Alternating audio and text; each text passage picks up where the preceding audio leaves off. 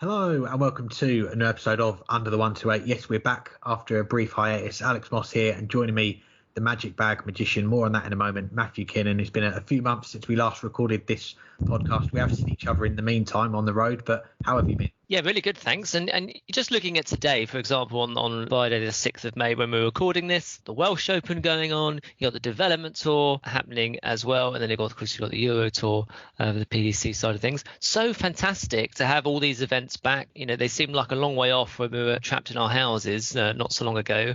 It's great to be able to talk about these events again. Yeah, it definitely is. I mean, you think back to when we started the Under the 128, we were looking ahead to events coming back, and now it seems like everything is back up and running. And over the next however long this episode runs for, we're going to be looking back at the last 3 months of darts that we've had. But before we get into all of that, let's get the plaudits out of the way. Bar 501 Bristol, Lakeside Hotel, 2 wins out of 2 for you, Matthew. 1 against me, 1 against Andrew Sinclair from inside the WDF. And that's the Darts Podcast World Championship, we're calling it. Those games are available on your YouTube channel if you want to go and watch them. But we'll go to the go-to question after sportsmen or sportswomen win something is, how does it feel, Matthew? She's got to be a bit more positive, Alex. Honestly, it's good fun, isn't it? And it's nice to be playing the sport that we love, and hopefully we can do more of that. And we'll recognise Kevin Duetz next time, who lined up next to us and we didn't bloody recognise him. So bad. Must apologise to Kevin when we see him next.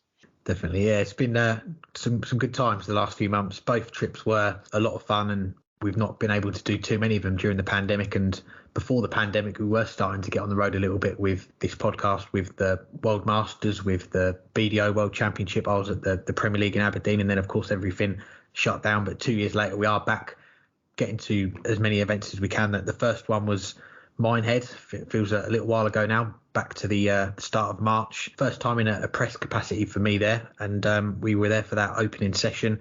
The Riley's qualifiers, a few of them we got to chat to that did really well on that opening session. Graham Hall, who's since gone on to do quite a few good things in some other organisations as well, and Jelle Klaassen, was interesting to see him with that red Riley's polo shirt, but he had a good run that afternoon as well. What are your standout moments from the trip to Minehead that we had?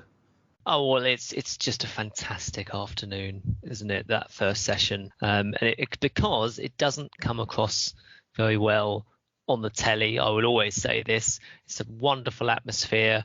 It's purely for stages 3 to 8. It's for the darts fans that really care about the darts. You know, there are lots of special moments. For me, obviously, I had a number of friends that were there playing, so I saw some of them get wins. Richie Hathouse, Martin Lukeman, saw Connor Scott, of course, who I've known for a number of years, play on the main stage for the very first time. You know, that's a special moment. That stuff doesn't leave you. And he won as well. And it was just great to be in that sort of environment again, without restrictions. That was the first one since 2020 where there weren't restrictions. You know, it's something to be savoured, and I highly recommend people, you know, if you like darts, you know, if you follow darts, and if you're listening to this, you clearly do, then you must go to Butlins Minehead for that first session at the very least, which is what we did, a brief cameo, because that's all we had time for. But it was so worth it, wasn't it?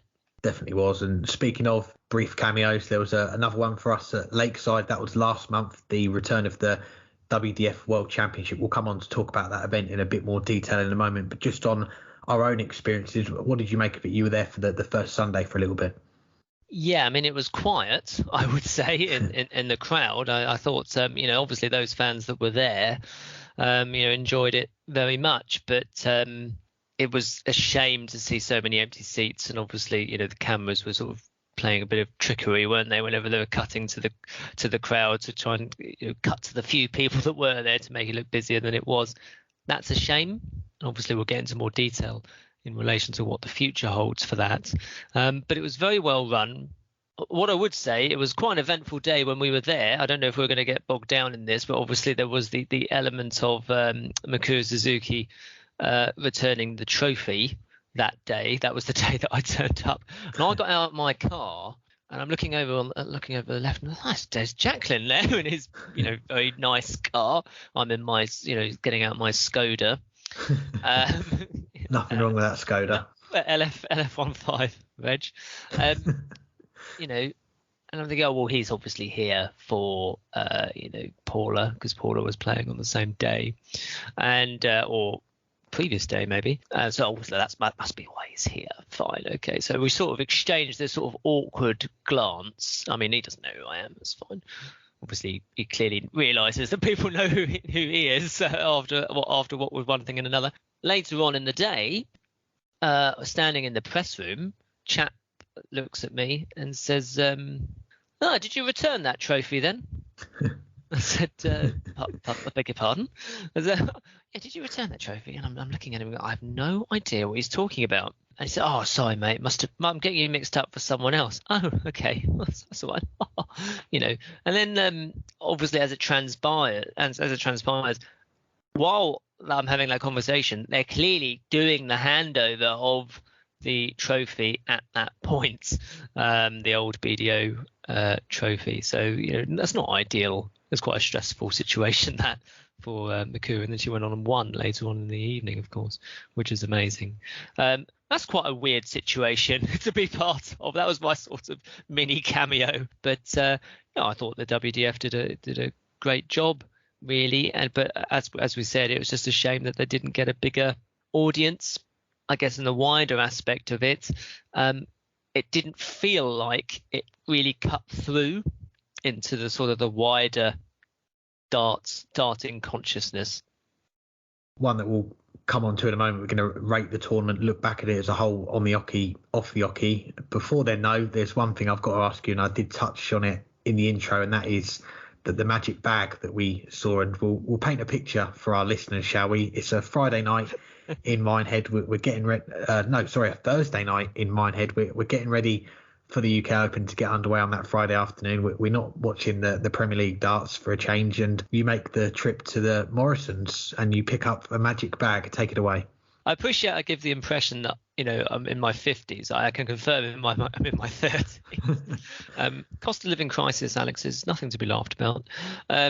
Basically, and well, the funny thing is, of course, in darts, magic boxes and mystery boxes and mystery packs and all this stuff has sort of garnered quite a bit of attention over the years, not necessarily for the right reasons. But yeah, let's not go there. So then there's this app, and it's called, and everyone should download it because it's wonderful. It's called Too Good to Go, right? So it's basically shops, load of food's going to go off, bung it in a bag, and you put it on this app and you say, right, £3, £4, whatever, buy it. Whatever's in the bag is yours, but you have no choice over what's actually in the bag, right?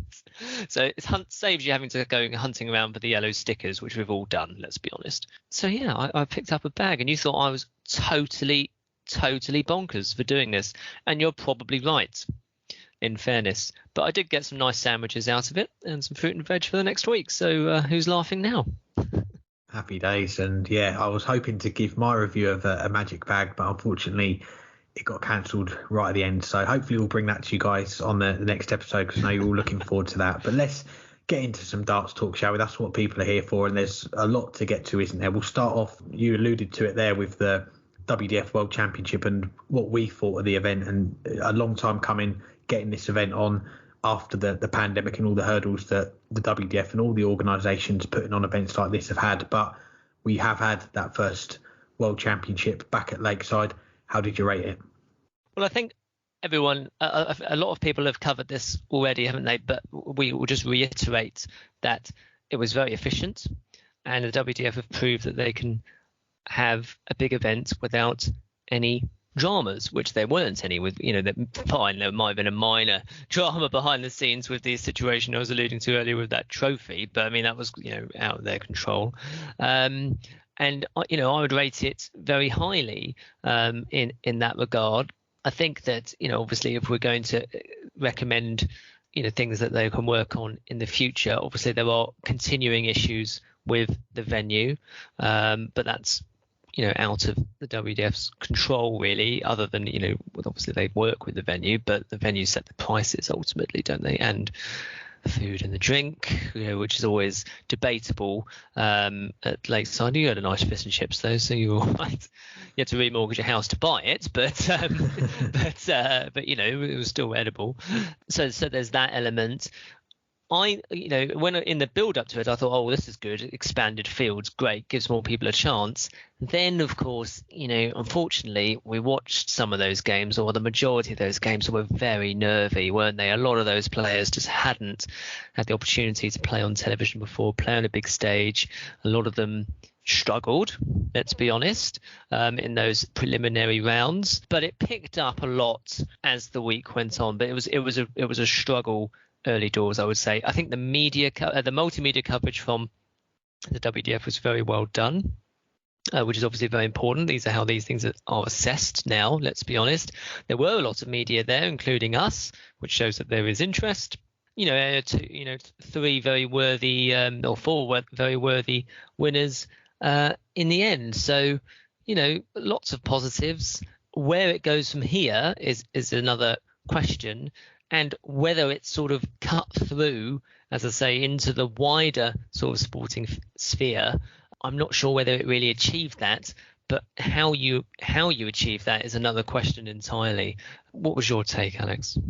I'll touch on the social media coverage to begin with, because that's something that I think we've spoke about on this show a few times, not just the WDF, but other organisations saying that they need to up their social media game if they're going to get more people interested. There needs to be a better approach, a better strategy to it. And like you, I thought the guys there did a great job with the coverage during the week, with the updates and little bits and pieces like that, the video clips as well of the games. So kudos to them for that. And I think we're seeing this weekend as well some updates on the Welsh events that are going on as well, which helps as well, not just putting on updates for the World Championship, but putting on those updates throughout the year is what's going to get people more interested, because you'd have seen the followers go up for the social media accounts during that World Championship.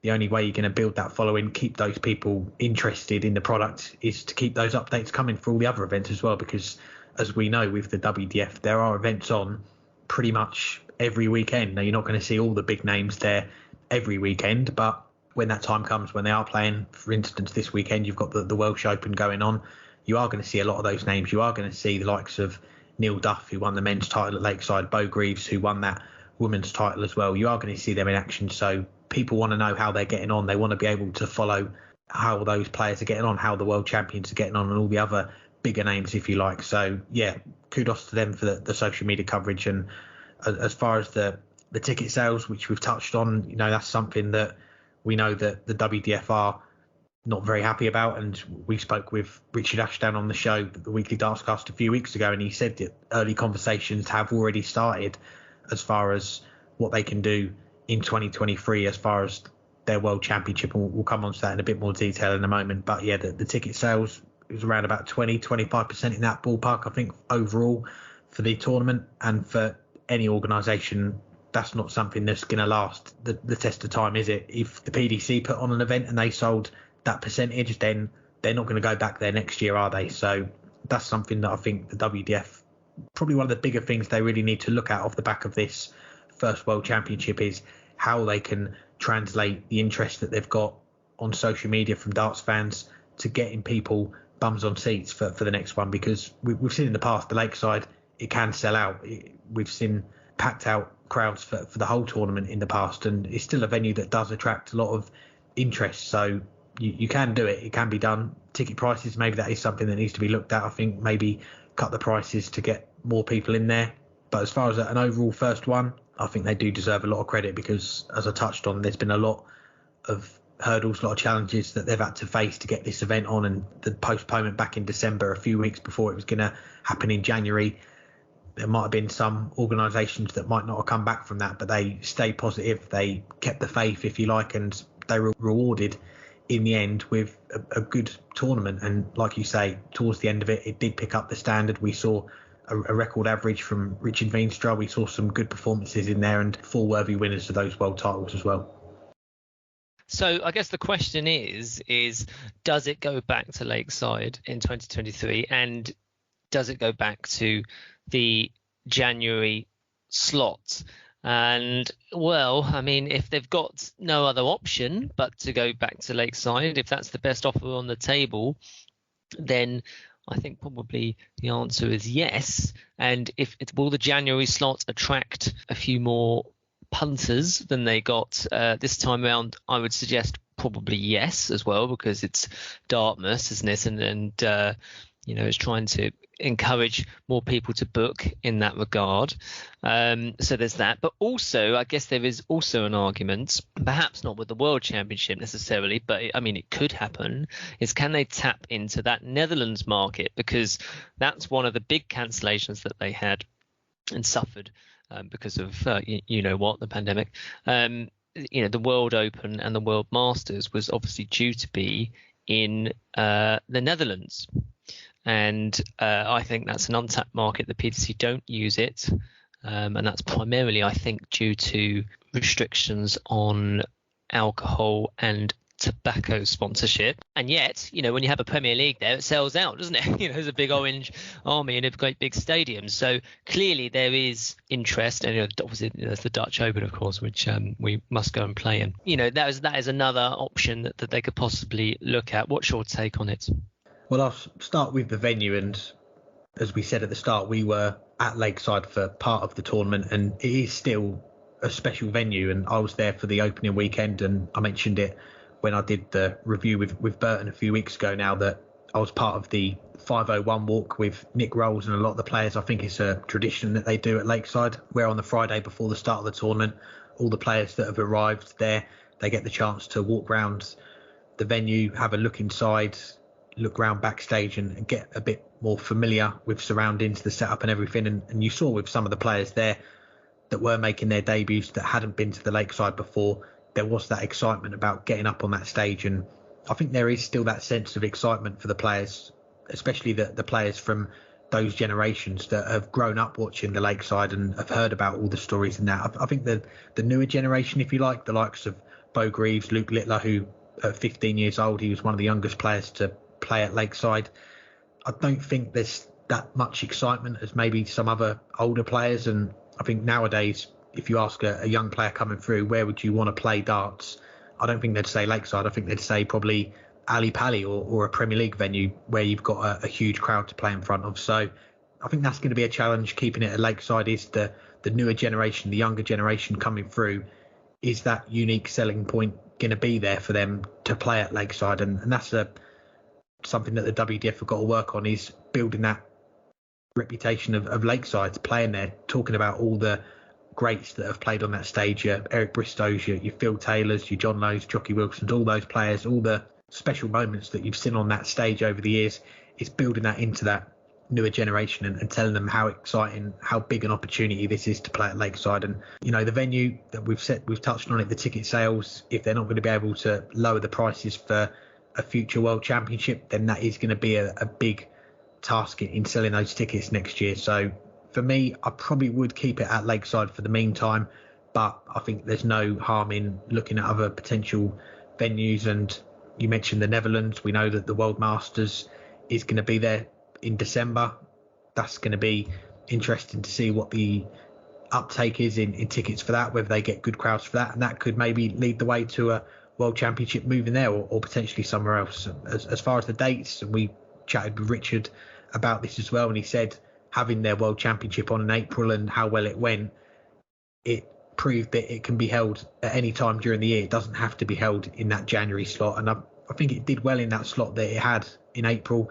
There wasn't a lot of competition. I think there was a Premier League night, some Players Championship events, but as far as clash like there would be with the World Championship, the PDC one in January, there was nothing like that. So they did get a bit of interest with there not being much competition. But on the flip side, I think having it in that January slot does work quite well, because it's what people have grown up knowing, is having that World Championship on in January, early January, round about the first weekend of January. It kicks off just after the World Championship, the PDC one, or there's a clash for a few days, and I don't think that's a huge issue for me personally. And I think to get it on before Q School so it doesn't clash with Q School is going to be the main thing. So if they go back to that January slot, they've got to make sure that there's not that clash with Q School, because as we've seen, it can lead to a few problems. Absolutely. Well, I think that summarises everything we want to say in relation to the WDF, and obviously wish them well in their future events coming up in the next few weeks. Attention's turned now to the ADC, of course, who have had their first Championship Tour weekend just last week. And I have to say, it looked brilliant. Have you seen much of it, Alex? Yeah, I caught a few bits of the stream, and I'll tell you, I'm a sucker for a video of a darts setup, a darts venue where they circle around and show all the boards and stuff. If there was a social media account that just did that, I'd be watching it all day. I'm a bit sad like that, but watching the clips that I saw, it looked a proper good setup, I must say.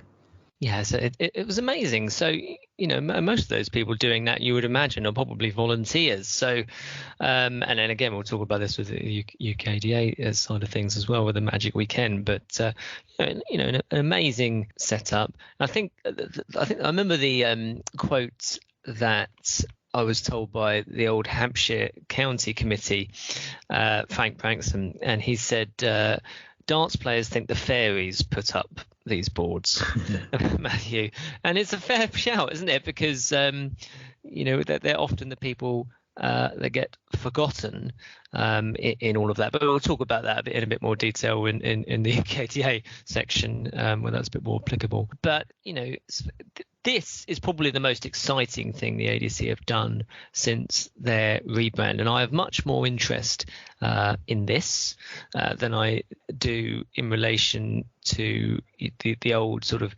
MAD stuff, which was centered around belts. Yes, I know we've brought it up again. Not again. Not again. I'm so sorry. But yeah, you can follow it all on Darts Atlas. Hello, Matt, if you're listening, which is obviously a great platform, as we know. And it's a good setup, and it's great prize money and universally positive feedback from everyone that attended, as far as I could see. Not a complaint in sight. And some very good media social media, multimedia coverage from the events, which is obviously what everyone expects nowadays from darts organisations, and rightly so. Gone are the days when it's just you're waiting for the following Wednesday for finding out who won. So this is all very positive for the ADC, and they've got 3 other weekends later on in the year, and I've no doubt that there'll be a success, and then this all feeds into their grand finals weekend. So it's a great concept. So before we sort of expand on that, what was your take? Yeah, I think they've done a good job with it. And we had Scott Hunt on our show, the Weekly Dartscast, a few weeks ago, just before this opening weekend of the Championship Tour, because, as you say, it was a big weekend for this new organisation, if you like, the rebrand since MAD at the end of last year, start of this year. So it was a big weekend for them. And as we've said, and as Scott said, it's been a much more slow and steady, gradual process for them in putting events on, in growing what they're trying to do. And I think, this the first weekend that we had of the Championship Tour, that was an important weekend for them to get it right. And based on the feedback that we've seen, I think they did that. And it was £1,000 to the winner of each event. There was an event on the Saturday, an event on the Sunday, and we saw the stream board as well, that the setup with the stage as well looked really smart, different camera angles. You had a commentator there as well. So it's a good little setup there, and you had, I think, about 140, 150 players turn up, which is a decent turnout for the first one. And there's a quote that I wanted to pick out, actually, from one of the posts that the ADC put on social media promoting these events, and they said, you can feel like a pro for the day. And I think that's got it spot on, hasn't it? You look at the setup they had for that weekend, with all the boards set up, with the stage as well. And I think I've seen people comment on some of those posts, players that didn't play in the event, saying that it looks really smart. I'm going to try and get to one of these weekends and give it a go. And I think for the amateur player, which is what they're targeting with these events, I know there was a few former PDC tour card holders in there. You had, I think, Colin Osborne playing in there as well. Tony Newell won one of the events. Gary Blades got to a final as well. But they are aiming for the amateur player, and to get that opportunity to play in a setup like that, kind of familiar to the Pro Tour setup, and then potentially the chance to play on that stage and play in front of the cameras as well. It's a great opportunity for the players. So you'd like to think that the uptake will pick up over these next few weekends, now that they've got the first one out of the way and people have seen what they're about. you'd probably expect there to be bigger numbers for the next one. Yeah, and they got a mystery envelope as well. Upon entry, that did make me laugh. There's no magic bag though, but which is disappointing. But yeah, I mean, this I can buy into. This is the whole point of when MAD launched, the professional setup for the amateur game, and so yeah, I mean, absolutely on board with this element of it. Now, I actually used my trip last Monday to Basingstoke at the Open to try and gauge what people's thoughts were on this. And a few people who I would argue are the target audience for this still expressed confusion in relation to the ADC and wondering what was actually going on with it. So that's just some general feedback. And then the other element, of course, is that this aspect doesn't really have any connection with the rankings side of things and the ADC affiliation side of things in relation to opens, for example. So I still don't think that aspect has really cut through in relation to the amateur player knowing what ADC is and being excited about going to their local open and then working their way up those rankings. I still don't think that's cut through. That's just my opinion. I know that Steve Brown, who listens, disagrees with that. We've exchanged a few messages on that. That's, I think that's still the case at the moment from what I gather. And I think that, the thing is, I was at Basingstoke on Monday. That is a huge open for that region. It's really well run by Angela Hogan. 100 men in that. So 100 players in that in the Open. And there's a plate and there's a women's competition as well. It's not ADC affiliated. None of those competitions are ADC affiliated. In the year of which there are quite a few tournaments now set up. And if you click on my region, and remember, and again, this goes to show how much it hasn't really sort of permeated through.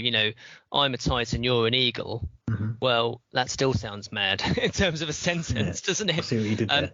Yeah, thank you. But every region has its own sort of brand, and I don't think anyone could tell you what their region is really. But anyway, you click on. And again, this is set up really, just to be clear, to be very positive about this, Amateur Darts has needed a list of opens in a website form for a very long time. It's needed that. And Darts Atlas does provide that. And that in itself is a major step forward. So, full kudos for that. Darts was one of the only sports where that didn't exist, which is just totally bonkers. But now that it does. But you click on my region and they're all in Chichester. And that's great for those that are in Chichester, and they're done by Mike Few, who very nice guy and does a fantastic job. But there are no others, and that's a problem, I would say.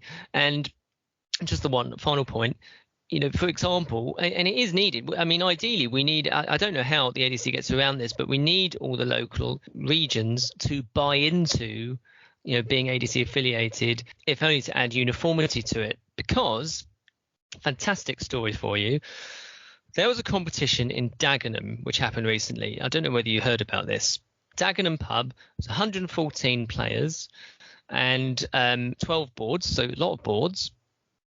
They decided to do a round robin, right?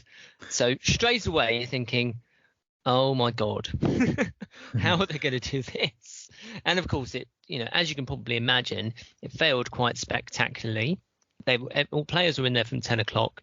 The round robin players barely, groups of 10 barely played 2 games by the time it got to about 6 o'clock. In the evening, then thought, oh God, let's do a knockout. They tried to do a knockout. They messed up the draw, or the draw came out late. Then they did do a knockout. Players were buggering off home, as you can imagine, obviously. Eventually gets to something like, midnight, the semi-finals of this competition, and the four people just look at each other and go, "Should we split the money?" And they said, "Yeah," and then they went home. And then my friend and his mate had been at 10 o'clock in the morning, missed the train. Oh no! Last train coming home. So I don't actually know how they got home. I should have asked them that, but they did eventually. But this is the point that I'm making. So ADC's values are quite rightly trying to eliminate that with a professional approach to the amateur game. And obviously, if that was ADC affiliated, they would never be allowed to run another event ever again, of course, because there's no repercussions for that. And it is sort of a bit like the Wild West, because in that instance, clearly, they advertised it as a round robin. The organisers should have looked at it and gone no, or put some small print in to say, well, we reserve the right to change that actually, if there's over X number of entries, because it just happened to be very popular on that day. It's a horrible experience and there's no ramifications for that. No other sport would get away with that. So, hopefully, that's unrelated to the ADC really, but hopefully the ADC can help stamp that out really by getting more buy-in from organisers to join the organisation and adding that professional uniformity element. I think you're right, and we've got to remember as well, this isn't the first take for the ADC, is it? They did have the first take with MAD, and you think back then when they launched, there was nothing going on darts-wise. Everything was shut down, but they did have, I think it's fair to say, quite a lot of backing from the local regions, people wanting to get on board, even though events weren't going on. And then, of course, we saw what happened. That one folded, really went out with a bit of a whimper, really. And then all of a sudden, a new organisation, the ADC, comes along. And like you say, a much more professional approach, and what they have done so far, you've got to say they've done well. And just touching on Darts Atlas as well, I've got it up in front of me here, it's a lot better than what MAD was, and I think they've got the foundations there to be a success. It's now about getting people on board, and Scott said that himself when we spoke to him a few weeks ago, that it's going to take a bit of time to get everyone on board with it. And he is full-time now. His full-time job, he's working on darts, working for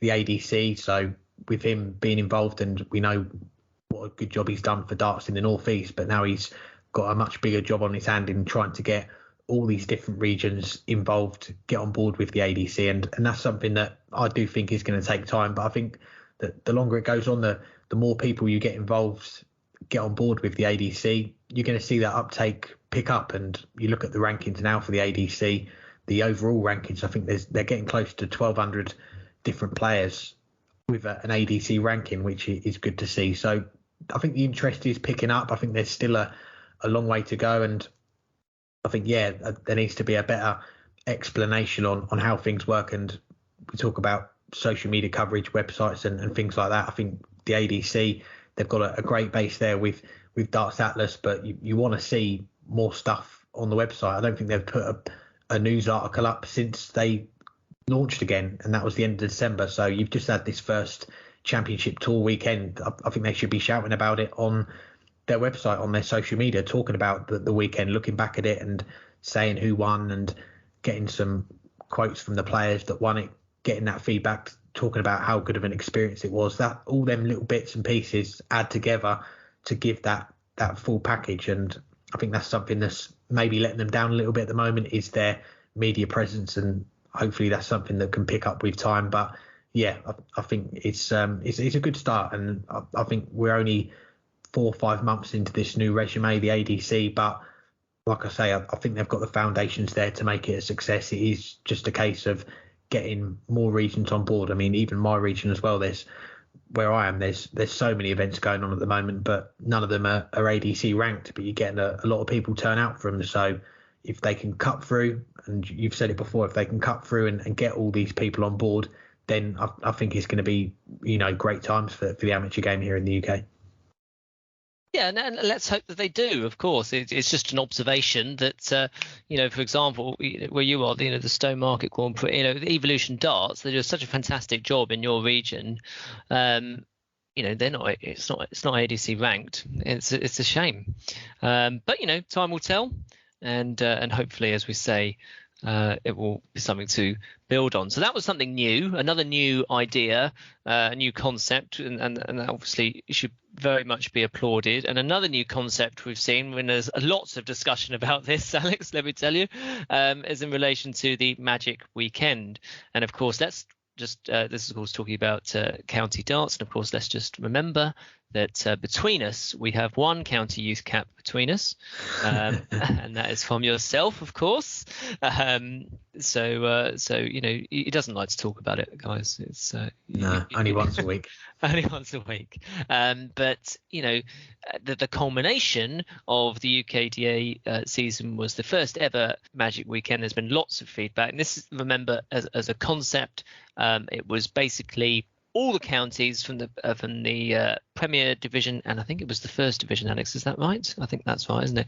And then they all descended on Rotherham for 2 county games, and basically it's sort of a county festival, which, and I think the theme of this part of the conversation is that there's definitely scope for an event like this, and the organisers should definitely be, you know, applauded for, you know, trying something new. And there is definitely something there, some sort of end of season finale. But whether it's this form, given what they went through, it is another question entirely. We'll start with the Friday, and so first of all, you know, you love that the videos of people wandering around with their camera showing the setups, the incredible setup that they had in. Well, you must have seen it. It was unbelievable. Looks spot on. Again, really impressed with the setup they had for that. It was fantastic. So you know, listeners should definitely go and have a look at some of the videos that came out of UKDA Magic Weekend, because it was there must have been something like 50 or 60 boards there, which is, you know, certainly not a lack of boards, and that must have taken forever to set up. And you know, what heroes? I mean, it must have taken ages. So you know, absolutely fair play, and the logistics of actually booking a venue, the logistics of setting all of that up, it should never be forgotten, regardless of, you know, how valid the criticisms that were levied at it may be. The first being, and you know, I've spoken to a lot of people about this weekend that were there, so I've got a range of opinions, unfortunately not wholly positive, it has to be said, but the first one was on the Friday. And you texted me this to alert me that that money in, money out Open, unfortunately, you know, didn't finish until sort of 2:30 in the morning. Yeah, very late finish, wasn't it? Keegan Brown won the men's event. I think it was around 2:30, 2:45. Casey Gallagher won the ladies warm-up event on the Friday. That was around 2:15. And yeah, that wasn't good, was it? And I think they did have a few Wi-Fi issues in the venue, looking at what was said on Dart Connect, and they had a few issues with Dart Connect during the weekend as well, which is, you know, games dropping off and disappearing, which isn't good, because we say it all the time on this show. We want to be able to follow as much darts as we can, and Dart Connect is probably right up there with the best software, the best websites that you can use to put on a darts tournament and for people to follow it wherever they are. It's a great setup they've got there. So it was a shame that there was times when it didn't quite work out for them. And to put an event on of this magnitude as well, you said about all the teams that were there and some of the videos as well, it was great to see that many people in a venue watching the darts, playing darts. Just to see that environment again was brilliant. And I know they're undecided, the UKDA. I don't think they've put too much out as far as an official statement yet, but I don't think they've decided yet if the Magic Weekend will come back in 2023. I think they're still getting all the feedback from the people that were there. And again, that's a good sign, isn't it? They want to hear the feedback from the people that were there. And we think back to previous organisations, they might not have listened to the people that they're serving, but the UKDA, they definitely are doing that, which is good. So yeah, I think from the bits that I did see from the videos, it looked like people were having a good time, and it's something that we've not seen before this Magic Weekend. So I haven't seen too much feedback. I'm sure you can go into a bit more detail on that, but we'll see if it comes back next year. But they've got to be applauded for trying something different, and if we see it next year, great. If we don't, you know, it's something that they can learn from. Well, exactly. Exactly right. Exactly right. You do have to try something new, and it's one of the things that I get really pissed off about, quite frankly, in athletics, because there is no sort of grand finale to league fixtures. It's not like football. It's not like the team sports and the cup competitions where it all builds up to a sort of a cup day, and we all took part in those when we were, well, I didn't, but when we were kids. It's that's what it was. It was a big festival, and they tried this in athletics. It's called a Big Saturday, and I remember our club went, and everyone went, well, God, in athletics there's a lot of very entitled people, unfortunately, and they tried this, and there was 5 divisions. So it's like something like 40 clubs all in one day, overran by 3 hours, and they got loads of complaints. So I've been there in that regard. It has to be said, some of the feedback and the way that it's been phrased on the social media, various outlets in which the UKDA are very open about, absolutely disgraceful in terms of the way that it's been phrased. I think if you're going to do that, it reminded me a lot of the very entitled people within athletics. If you're going to phrase it, please, for God's sake, remember that these people are volunteers giving up their time. And one of the most prudent comments that I saw was, hang on a minute, what happens if everyone just quits from the committee? What the hell would happen then? We need to be supporting our volunteers, and I've been on the other side of that, in athletics terms, when people have, just barraged me with negative feedback, and so what's up this? Just throwing the towel. So I think people need to remember that. Now, that said, I spoke to some very, who I would describe as quite sensible people in relation to, they were there at the Magic Weekend, and unfortunately, it wasn't that positive in relation to what they say. And most of it, in fairness, is directed at the venue, and that is, for the most part, outside of UKDA's control. So, for example, it's cold. It was very, very cold in there, for example, was one of the comments that I had. The price of food and beer was, a lot. I think beer was a pint of beer was £5.50. And I'm told that's quite a lot. I don't drink beer, so I'm told. How much is a cup of tea? Well, indeed, that's but hot beverages. It remains to be discussed. And then, but in relation to the concept, one of the positives that people did say was it was really good that people could sit together, because all the tables were reserved for each county. So that's a nice touch. So that's good. That's a positive. But then, of course, in relation to the Wi-Fi issues, it was very difficult to follow what was happening as a result of that, both for us as external people looking in on it, but also in relation to those that were in the venue.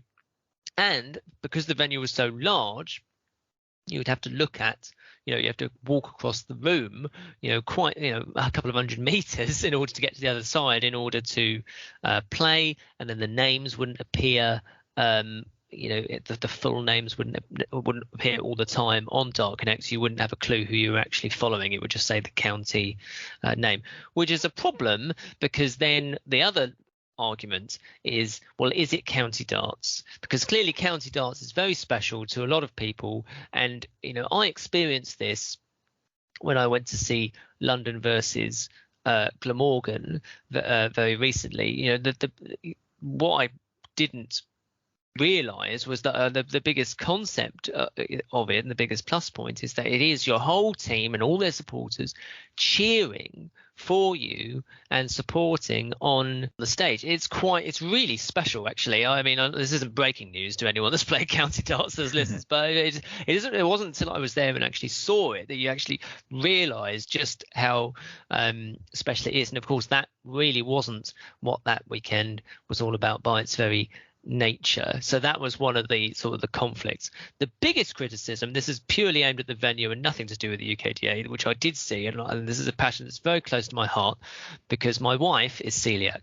Now, what that means is you can't have gluten, okay, because the gluten attacks your intestine and it makes you very, very ill. And if you keep going with that, in the very worst case scenario, obviously, if it attacks your gut and there's no villi there, it can probably kill you at some point, which is always useful. So basically, you can't have gluten. And the post that I saw basically said that because you couldn't take your own food and drink in because you were searched, and it was £4 to get in. So there's that discussion. So you couldn't take your own food in, so I would have been stuffed because I love a packed lunch at these events. And this woman, she can't eat gluten, so just because she's celiac, and she went up to the bar and said, have you got anything gluten free? And they said, well, it's all cooked in the same kitchen, so no. Oh, great. That's fantastic. Oh, thank you so much. That's brilliant. What do I do now? I don't actually know what the resolution to that argument was, but that is a disgrace. I think from just as an outsider looking in, that's got nothing to do with the UKDA, to be clear, but it just goes to show that those are the kind of issues that all just sort of stacked up on one another, and that might explain why there's a sort of tidal wave of sort of negativity, but hopefully written in a constructive manner. My conclusion is, and I sense you're probably similar, is that there is scope for an event like this that involves all counties, I would imagine, but perhaps on a smaller scale, perhaps, because it was huge turnout, and one of the plus points is that you could see all the other teams which you've met during the season, which is quite special, really. You've got Ricky Evans doing a conga through the middle of the which I'm sure everyone's seen, and it was rammed, and you would never ever, God help you if you're, I don't know if people still are anxious about the C word, but you wouldn't be in there, would you? Or you certainly would be in there, because it was, you couldn't barely move. But so yeah, the jury's out. I think there probably will come back, but obviously not in that form. Well, let's have a overall look back at the UKDA. It was their first county season. We think back to during the early days of the pandemic and county darts, the future of county darts, that was up in the air. We had the BDO, we had the UKDA. I think we had the Tri-Nations as well. They put a bid in to take over, and it was the UKDA that got the vote by a landslide to take over. And looking back at their first season as a whole, and what would you make of how they've got on? Because we think back, we were waiting a long time for county darts to come back. It did finally come back, I think, around August, September time last year. And give or take, I think there might be 1 or 2 games left, rearranged games to play. They've got the whole season finished. Well, they've done incredibly well, and I'm sure that all counties that are part of UKDA would really appreciate their efforts on the whole for raising the profile of what was previously a sort of hidden gem that no one ever bloody knew about, because the BDO never did anything to promote it. So obviously they've got a fantastic website which is very accessible and current and up to date. The multimedia is very good, and obviously they're doing winning bonuses as well for the best performers of each week. Actual pictures, Alex, of the players next to their names. We can actually see who these people are. I know it sounds so stupid, doesn't it? But it's such a basic that was never covered before, and so wholly positive, and I'm sure the counties will continue to support it for that reason. And certainly even though some of the comments have been ridiculously moany, it is more constructive on social media, and they've got very sensible people at the helm. And I noticed that Tony Martin, who I know is a listener, is going to be on a sort of a playing type committee. Well, there's someone that knows about darts and can hopefully bring his wealth of knowledge along with the others on that committee into what the UKDA can offer. Yeah, agreed with that. And just looking at the UKDA website, it's a much better presentation, isn't it, than what we had with the BDO. And I guess you could really say the BDO, they did run the county game, but I guess their main things that they were putting out was about the Lakeside, about the World Masters, and pushing those events. So the county darts was a bit of a side product for them. The UKDA, they are firmly about county darts. That's all that they're focused on, and you can see that. And like you say, you've got the stories on there about players getting to 150 appearances, 300 appearances, and that's what you like to see on there. But for me, I should say as well that the updates for the most part have been good during the season. I think they kind of tailed off the last couple of months, and just looking at the website, you've got from the 12th of March to the 1st of May, there was nothing on there as far as news. And even now, I look at the website now, and we've just had that Magic Weekend a couple of weekends ago, and there's nothing on there to say about how it went. There's not a report, there's not any pictures or anything, and we don't know who's won the titles. If you want to find out who's won the first UKDA Elite Premiership, you've got to go onto the league table and have a look on there. I'm just looking at it. I think it was Lancashire that won the Premiership in the end. But that's something that you need to be shouting about, isn't it? And that's something you put more stuff out like that, it's going to generate more interest from darts fans. They want to know who's won these events and who's won the overall league. And for me, I was a bit disappointed we've not really seen anything as far as the overall champions or anything like that. I thought we might have seen something by now, but I think for the most part, the improved updates that we've seen, as you mentioned, the match awards during each round of matches, that the highest averages, that's something that we've seen regularly throughout the season. That's been a good touch as well. We've seen at times as well updated scores on various games, how they're going at the halfway point as well. So that's been good. But yeah, for me, I think the last few weeks maybe we'd have seen a bit more as far as the coverage of the Magic Weekend. And of course, now that the season is pretty much there and finished, we'd see a congratulations to X, Y, and Z on winning the leagues, winning promotion, and especially the Magic Weekend as well. I know there was a lot of issues, as you've touched on there, with the various things with the venue, but I think that was something that you could have built up a bit more on social media, the website, maybe looking ahead to it, saying this is what's to play for, the promotion, the relegation in those two divisions at the top, and we could have maybe seen something at the end or during the weekend saying this is how the state of play is as far as those battles to win the title or relegation. But again, something that we might see improved on for next year.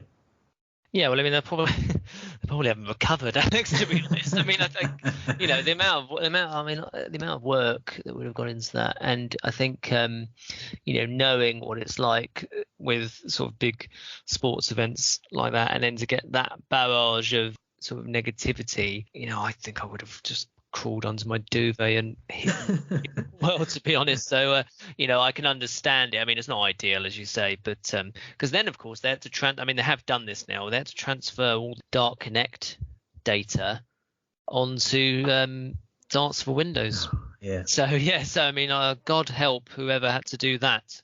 Because I know that would have been no easy task, really. And then again, I feel for them really, because that's a really difficult one, because Darts for Windows following live is dreadful, isn't it? Let's be honest. It's appalling, and Dart Connect is really sort of, and Darts Atlas as well, really does lead the way in following the sport. So, you would obviously always go for that, wouldn't you? Because that's where the interest is. But anyway, there we go. This, we'll have to see what they come back with. And obviously they've got the Champion of Champions and the which was the old Gold Cup coming up in a few weeks' time.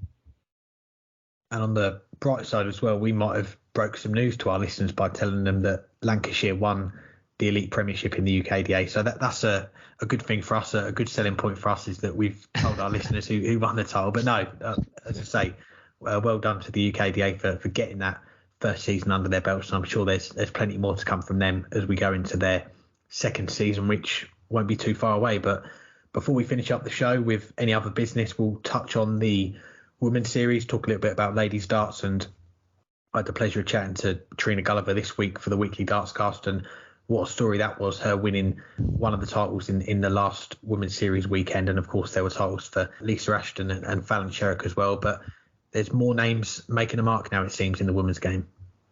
Yeah, well, it was great to see Laura Turner, after what was basically a disastrous first weekend, do really well there.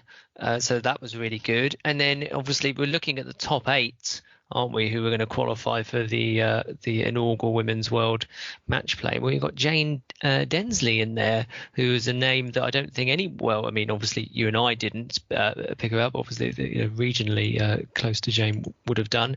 In the mix, potentially going to qualify for this incredible event. So it really does make it much more interesting, doesn't it? Because obviously you do have Lisa and Fallon who are way ahead of everyone else, but let's not get stuck into that debate. Not again. Come on. come on. But and it was good to see Makuru there as well. She's still got some work to do, isn't she? Because she didn't play that first weekend. If she's going to get in. But no, it is interesting to see that race to the match play. Yeah, definitely is. We've got one more weekend of events, 4 more events before that cut-off, and we look, Eileen Degraff has currently got that 8th spot, only £50 ahead of Robin Byrne though for that, so that there's still a lot of work to do for the players to get into that. And Jane Densley, that's someone that I was going to mention as well. I think she made 2 semi-finals at the weekend, so really great weekend for her. And as you say, someone that we've not heard too much from before, but by the looks of things, that is someone that we need to keep an eye on going forward. And Laura Turner as well, 2 finals in a day, which is something that we rarely see apart from Lisa Ashton and Fallon Sherrick. So a lot of credit to her for that. And Katie Sheldon as well, who I mentioned a few days ago as well, getting to her first final as well, someone that I tipped to do some damage, not quite that much damage, but fair play to her for that, for getting to the final. And it's good to see more ladies getting involved in the women's series. I think we've seen the last couple now, we've seen around over 100 ladies enter, so the interest is picking up. And like we know with the PDC, the coverage that they give the women's series with that stream as well, it's a great platform for the ladies, great chance for them to play on a stream and play against these top players as well, the likes of Lisa Fallon and Makuru as well. He was there as well. So all good stuff with that. And we'll finish up the show as we always do with any other business. And you touched on it, you went to the Basingstoke Open a few days ago, but I want to mention the Dart Connect mug, which is a bit of darts merchandise I didn't think I needed, but it looks like I do. Yes, it's this is a very niche gag, this. So Dal Pilgrim, good friend, he's out of he's always under the 128, of course. And there was a Pro Tour recently, and I can't remember the exact date, but essentially there was a Challenge Tour happening in Germany the same weekend as a Pro Tour. Right, so therefore, as we know, not all the 128 tour card holders go into the Pro Tour because they're never normally all available, and they use top-ups from the Challenge Tour in order to make the field complete. And Dal Pilgrim didn't go to Germany, so he got the call, even though he was quite far down the list, sort of in the top 20. So off he goes, first ever Pro Tour, so he's worked his whole life for this. Draws Bendon Dolan, not a great draw, has to be said. They knock 7 bells out of each other on the dartboard, and he loses 6-5. So not a great result. Anyway, we all follow Dart Connect now in terms of the averages. You go on to the averages. Who's at the top? Dal Pilgrim, because he's obviously played one game with an average of 105. And Dart Connect have said, no, it's fine, and we're just going to leave him there. There's no minimum criteria for this.